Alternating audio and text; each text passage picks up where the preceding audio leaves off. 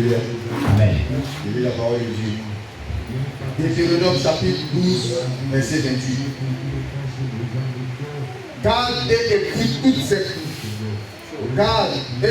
toutes ces choses que je t'ordonne, afin que tu sois heureux, toi et tes enfants après toi, à perpétuité, en faisant ce qui est bien et ce qui est droit aux yeux de l'Éternel ton Dieu. Amen. Voyez-vous ce que Dieu dit? Comment faire pour ne pas qu'une bénédiction quitte? Pour ne pas que la bénédiction de Dieu quitte ta vie. Comment faire pour que cette bénédiction demeure dans ta vie? La grâce de Dieu demeure dans ta vie jusqu'à tes descendants. C'est ce que nous dit ici Dieu. Vous avez vu qu'il y a des personnes qui étaient bénies, mais après qui sont retournés malheureux. Ils ont fini malheureux sur la terre. Ils ont été bénis de Dieu. Dieu les a bénis, Dieu les a élevés. Malgré ce moment, leur vie est devenue comme quelqu'un qui n'avait jamais connu la grâce de Dieu. La grâce de la bénédiction de Dieu. Ils sont devenus malheureux. Ils sont morts misérables. En ce jour, Dieu, à ce texte, va te faire comprendre que quand il bénit le Dieu, il voudrait que sa bénédiction soit pérennisée. Sa bénédiction demeure et descend ses descendances. Et continue jusqu'à ce que lui-même il revienne. Dieu peut te bénir. Dieu a béni chaque personne. Vous comprenez? Mais une chose est de recevoir une bénédiction quelconque de Dieu. Mais ce qui est important plus, c'est de la conserver. Et cette bénédiction, qu'elle descende sur tes descendants. C'est ça qui est important. Si Dieu t'a béni, et quelques temps après, quelques années après, même quelques mois après, la bénédiction n'est plus. Et que tu reviens à ta carte de départ, à quoi cela t'a servi cette bénédiction? Amen. Alors il y a plusieurs enfants de Dieu qui vivent cela. Tantôt bénis, arrivé à ce moment, ils deviennent malheureux. Ils deviennent misérables. Ils ont des difficultés, ils ont des problèmes. Alors qu'ils savent que, arrivé à ce moment de la marche chrétienne, Dieu les a visités à une grâce particulière, une bénédiction particulière. C'est la même chose que la délivrance qu'on reçoit. C'est la même chose que tout ce qu'on obtient de Dieu. Tout ce qu'on obtient de Dieu doit être conservé. Et cela doit vraiment se propulser sur des personnes. Parce que ce qui est de Dieu doit demeurer éternel. Parce qu'il est éternel. Dans tous les domaines de nos vies, Dieu nous a visités par une grâce particulière. Je vais dire à quelqu'un ce matin. Comprends que dans n'importe quel domaine de ta vie, Dieu t'a visité depuis que tu l'as connu. Mais il est arrivé que, arrivé à ce moment de ta marche avec lui, tu as fait quelque chose qu'il ne voulait pas que tu puisses faire, qui a fait que cette grâce-là s'est éloignée de Dieu. Voilà des personnes qui disaient que, avant, Dieu l'utilisait puissamment. Il y avait des visions, il y avait des prophéties, il y avait des dons qui se manifestaient puissamment. Maintenant, nous on pose la question, et maintenant? Et maintenant? On va dire, maintenant A, maintenant B, maintenant C, maintenant O, A, U, E, R, U et S. Mais d'où vient qu'il dit maintenant A, B, C, D, E, F, J, H, S, I, C. Parce que maintenant, la relation que tu développes est contraire à la relation que tu avais développée dans le passé où Dieu t'utilisait puissamment. La vie que tu mènes maintenant est contraire à ce que tu as mené au départ. C'est pourquoi tu peux dire retourne à ton premier amour. Retourne à ton premier amour. Au départ, tu avais un amour profond pour Dieu qui faisait que tu étais soumis à 100% à Dieu. Donc les grâces de Dieu tombaient dans ta vie. dans tous les domaines de ta vie. Dans le domaine des dons spirituels, il t'utilisait puissamment. Tu te consacrais comme séparé. Et puis tu faisais ce qui te plaisait. Maintenant, il faut analyser ta vie que tu mènes maintenant et celle d'avant. Tu vas voir s'il n'y a pas de différence. Retourne à ton premier amour. Église, retourne à ton premier amour. Si tu veux voir Dieu te relever, si tu veux voir Dieu te repositionner, si tu veux voir Dieu te propulser dans la gloire de Dieu, retourne à ton premier amour. Alléluia. Retourne à cet amour. Premier, où tu étais vraiment consacré, corps, âme, esprit, où tu sentais vraiment l'amour réel de Dieu, la vie réelle de Dieu. Tu étais sans tâche. Et tu étais vraiment tellement profondément dans la crainte de Dieu. Retourne à cette crainte de Dieu, première crainte de Dieu que tu avais. Tu verras que ce qui est suspendu dans ta vie, il s'en va. Amen. La Bible nous dit ici, garde et écoute toutes ces choses que je t'ordonne.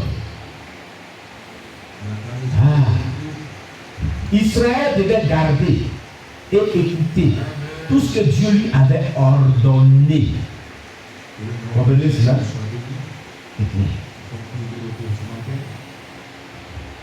Qu'est-ce que Dieu lui avait ordonné, ce peuple-là?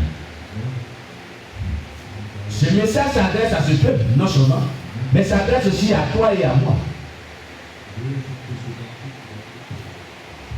Vous me rappelez? Ce message s'est adressé au peuple juif. Mais de nos jours et à cet instant, ce message s'adresse à toi et à moi, à tous ceux qui m'écoutent et à tous ceux qui nous écouteront et à tous ceux qui prendront vraiment en répétition cette vidéo de ce jour, ce culte de ce jour. Ce message s'adresse à tout le monde. Dieu dit dans ce texte, garde et écoute toutes ces choses que je t'ordonne. Garder veut dire quoi? Garder veut dire quoi? Bon, d'abord, qu'est-ce que Dieu les avait ordonné? Nous avons lu verset 1 au verset 28. On relit. Deutéronome 12, verset 1 au verset 28. On va comprendre tout ce que Dieu les avait gardé. Dieu les avait ordonné. Alléluia. Oui. Deutéronome chapitre 12, à partir du verset 1er. Voici les lois et les ordonnances. Voici les lois et les ordonnances que vous observerez et que vous mettrez en pratique. Très bien, allons pas d'accord. Dieu avait établi des lois et des ordonnances que le peuple devait observer, c'est-à-dire examiner, comprendre et encore mettre en pratique. Avant que tu le continues. De nos jours, les lois et les ordonnances de Dieu pour nous, c'est la parole de Dieu, l'ancienne doctrine et tout ce qu'on reçoit comme prédication, comme dans la méditation, ce qu'on comprend, ce qu'on nous enseigne, ce que le Saint-Esprit nous fait comprendre de la Bible. Quand nous la lisons, quand nous la méditions, quand nous l'étudions, et ce qu'on reçoit comme enseignement dans les prédications et dans les enseignements en cours de semaine. C'est que le Saint-Esprit fait comprendre et découvrir la Bible qui est vraiment selon la saine doctrine. C'est ce qui est pour nous de nos jours, loi et ordonnance de l'Éternel. Aussi, c'est que le Saint-Esprit nous communique comme directive. C'est que le Saint-Esprit nous dit comme ce que nous devons faire personnellement, particulièrement. C'est ça pour nous de nos jours, loi et ordonnance que Dieu nous a prescrit. Continue. Aussi longtemps que vous y vivrez dans le pays dont l'Éternel, le Dieu de vos pères, vous donne la possession. Vous détruirez tous les lieux où les nations que vous allez chasser servent leur Dieu. Sur les hautes montagnes, sur les collines et sous toute la terre. Vous renverserez leurs autels, vous briserez leurs statues, vous brûlerez au feu leurs idoles, vous abattrez les images taillées de leurs dieux. Amen. Alors doucement. Voyez-vous ce que Dieu avait dit? Dieu dit aux Israélites qui sont arrivés à Canaan. C'était à Canaan où devaient À Cana, où sont arrivés là? Où vont arriver là, Cana? Où vont arriver? Je ne sais pas où arriver, Dieu les prévenait. Il dit quoi? Il dit, vous, avec verset 2, il dit, vous détruirez tous les lieux où les nations que vous allez chasser servent leur Dieu. Sur les hautes montagnes, sur les collines, sous tout arbre vert, vous renverserez leurs autels, vous briserez leurs statues, vous brûlerez au feu leurs idoles, vous abattrez leurs images taillées de leurs dieux, et vous ferez disparaître leur nom de ces lieux-là. Dieu parlait de la délivrance spirituelle de Canaan. Canaan était une terre promise pour le lait de bien comme Dieu avait dit à Moïse. Mais Canaan était détenu par les forteresses sataniques. Canaan devait être délivré. Canaan devait être libéré sur le plan spirituel. Tant qu'Israël ne faisait pas vraiment ce travail, Israël allait posséder Canaan où le lait ou le bien coule, mais Israël ne serait jamais dans la paix. Et les gens qui ont reçu les bénédictions, ils n'ont jamais la paix. Parce que le processus de la délivrance n'a pas été fait comme se doit. Parce qu'ils n'ont pas été libérés totalement comme se doit. Parce que la vie encore, draine encore des problèmes spirituels. La bénédiction est là, ils ne peuvent pas jouir de la bénédiction comme Dieu le voulait pour eux. Et ils sont dans la peine, ils sont dans l'angoisse, ils sont vraiment, ils n'ont pas la paix du cœur. Dieu prévenait Israël. Si tu ne fais pas ce travail minutieux, si tu ne délivres pas spirituellement cette localité que je te donne en possession, tu vas y entrer. Mais ce sont ces démons-là qui vont te combattre. Ce sont ces démons-là qui vont te créer des problèmes. Ce sont ces démons-là qui vont vraiment causer vraiment de la peine dans ton cœur, des chagrins dans ton cœur, des douleurs dans ton cœur.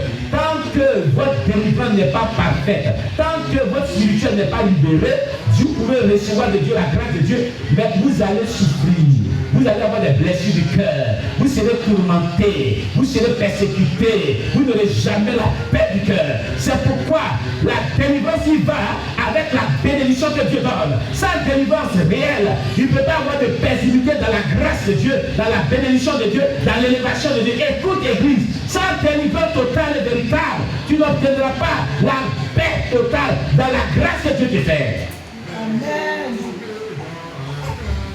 Quelqu'un me comprend bien. Quelqu'un me comprend bien.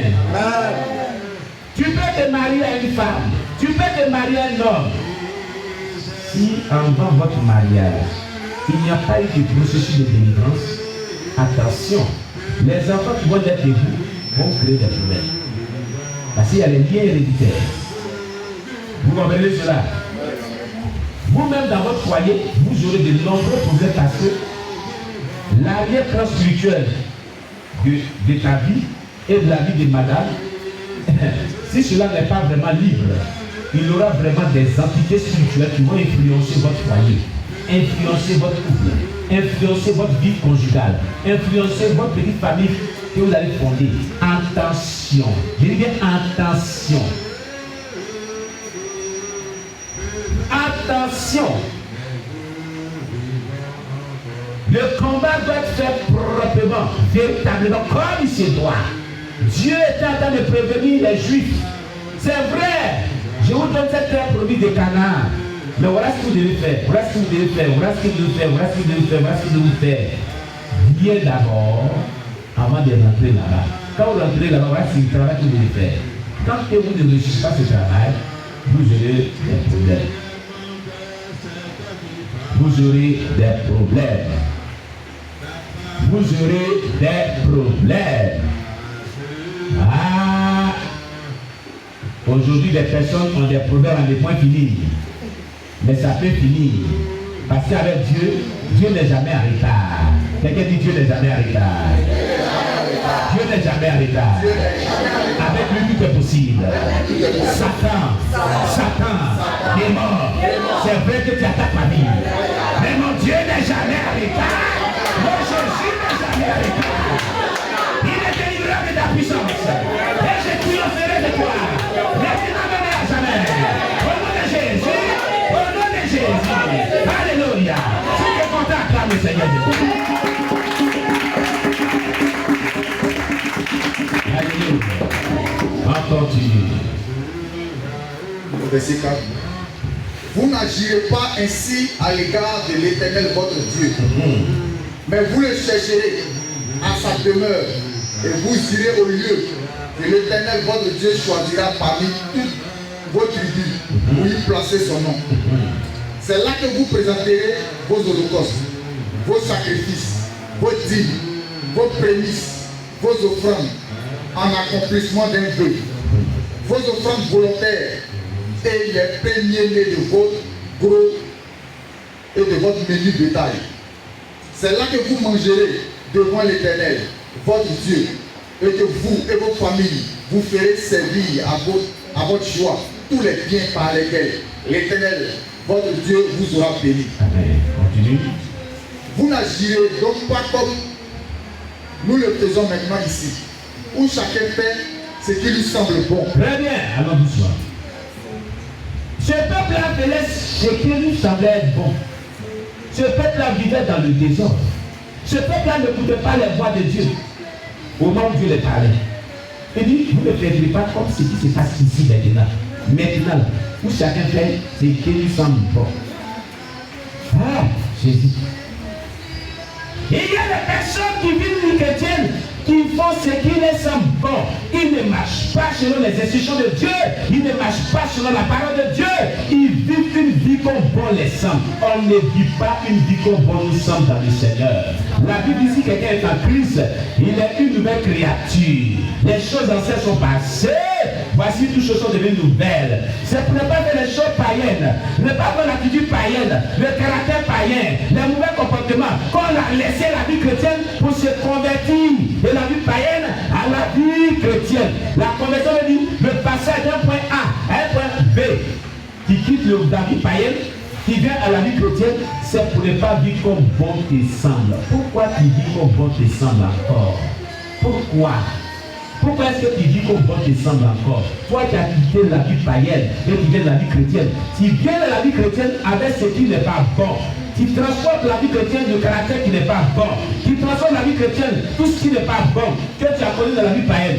Tu penses que Dieu va rester là sans agir. Non. Non et non. Ta vie sera catastrophique. Ta vie sera catastrophique. Tant que tu n'as pas encore compris cela, on ne vit pas comme bon nous semble dans la chrétienté. On ne vit pas comme bon nous semble dans la chrétienté. Écoute, tu n'as pas encore compris cela. Et oui, tu n'as pas encore compris qu'on ne doit pas vivre comme bon nous semble. Tu dis ce qui sort de ta bouche comme tu veux. Tu parles. Hey! Tu t'es où? C'est que tu veux te dire, tu t'en fous. Tu vis comme bon descend sans le savoir. C'est qui sort de ta bouche là? On ne peut pas, il n'y a pas frère. Au moins voiture, il y a frère, mais toi, il n'y a pas frère. On ne sait pas si c'est voiture, on ne sait pas si c'est TGV, on ne sait pas si c'est fusée. Et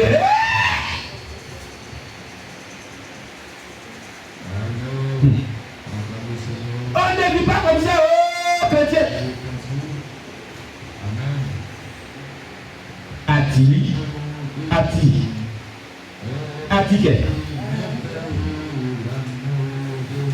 Il y a nous. Et puis on dit quoi dans nous, t'es bien bon.